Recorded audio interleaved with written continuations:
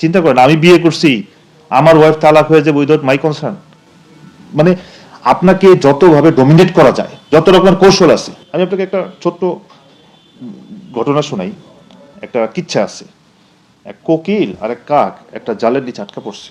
তো কোকিলও কাঁদতেছে, কোকিল মানে ঘুঘু পাখি, আর কাকেও কাঁদতেছে। তো ঘুঘু পাখি কাকের জিজ্ঞাসা করে যে ভাই তুমি কাঁদো কেন? আমি তো হালাল, আমার জবাই করে খেয়ে ফেলবে, কোনো সমস্যা নেই। কিন্তু কাক তুমি কাঁদতেছো না, কারণ তুমি তো হালাল না। তো কাকে বলতেছে তুমি জানো এই জালটা কার জাল? বলে কার জাল? বলে দুনিয়া লোভী এক মুফতি সাহেবের জাল। সে যে কোনো ভাবে একটা ফতোয়া বাইর করে আমার হালাল বানায় খেয়ে ফেলবে, এই জন্য আমি কাঁদতেছি। আমি আপনারা আবারও বলি, এই যে হুসাইন আহমেদ মাদানী সাহেব রহমতুল্লাহ, আপনার ইতিহাস পড়েন, উনাকে ওই জামানে কাফের বলছে কারা? এই জমুর উলামা একরাম। আপনি ইতিহাস পড়েন, ইমাম আবু হানিফা রহমতুল্লাহ আলাইহি উনাকে এই পরিমাণ কষ্ট দিচ্ছে, ইমাম শাফি রহমতুল্লাহ এই পরিমাণ কষ্ট দিচ্ছে, আল্লামা ইকবাল রহমতুল্লাহ আলাইহি এই পরিমাণ কষ্ট দিচ্ছে। কেননা আপনি যদি তাদের মতাদর্শ না হন, হেফাজত এমন একটা গোষ্ঠী এখন, মানে আপনাকে তাদের কথা মানতেই হবে। যদি না মানেন, আপনি তাদের থেকে যত রকমের অস্ত্র আছে, কাফের আপনি না হক। এর সাথে সাথে আমি আপনার একটা গোপন তথ্য দিই, আজহারি সাহেব বলেন, এখন আজহারি সাহেবের বিরাট মাহফিল হয়, কোনো কোনো মাহফিলে 20 লক্ষ 30 লক্ষ লোক হয়। আমাদের উলামা একরাম কিন্তু এই জিনিসটা ভালো চোখে দেখে না। এই যে নিজের দেশ থেকে চলে গেল আগের গভর্নমেন্টের আমলে, প্রত্যক্ষ পরোক্ষভাবে আমাদের হুজুরা জড়িত এটার সাথে। হুজুরা কখনো তাকে পছন্দ করেনি, কখনো না। এবং জামাত ইসলামের, এখন তো জামাত ইসলামরা তারা হুজুর হুজুর করে, কিন্তু জামাত ইসলাম যখন দুর্বল ছিল, জামাত ইসলামরা তারা সারা বছর বলছে না হক না হক না হক। কিন্তু এখন জামাত ইসলাম স্ট্রং হয়ে গেছে, সব জেলায় জেলায় এখন জি হুজুর জি হুজুর জি হুজুর। এই জন্য ভাই আমি এটা বলতে চাই, সমস্যা অনেক, সমাধান কোথায়? আমি আপনারে সহজ দুইটা উদাহরণ দিই। যেখানে এই আপনারা বলি যে তবলিগের যেখানে মার্কাজ নিজামুদ্দিন বা ইন্ডিয়াতে তবলিগ চালু হয়েছে, ইন্ডিয়াতে তো এরকম সমস্যা নেই, দুই গ্রুপ আছে এখানে।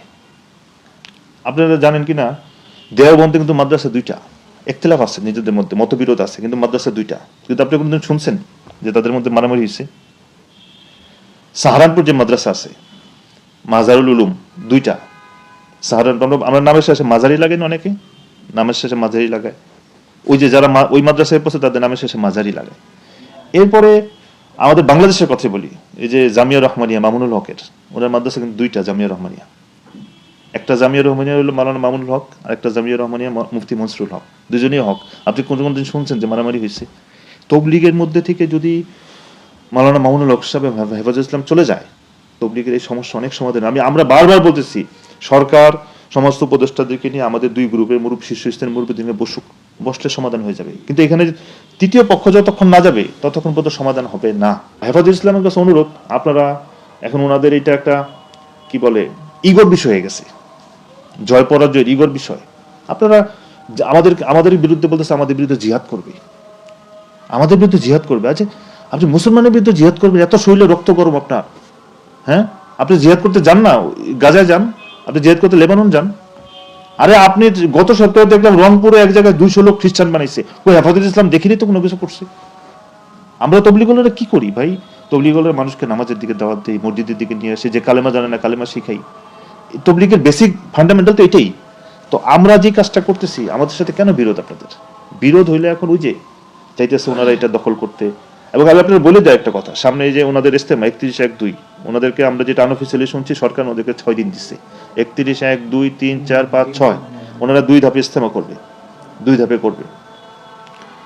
অলরেডি মামুনুল হক সাহেব এবং হেফাজত ইসলামের কিছু লোক ওনারা এটা ভিতর থেকে আওয়াজ তুলছে যে ইস্তেমাতে শুধু জুবাইর সাহেবরা বয়ান করে, এখানে হেফাজতের কোনো ওলামাদেরকে কেন বয়ান দেওয়া হয় না?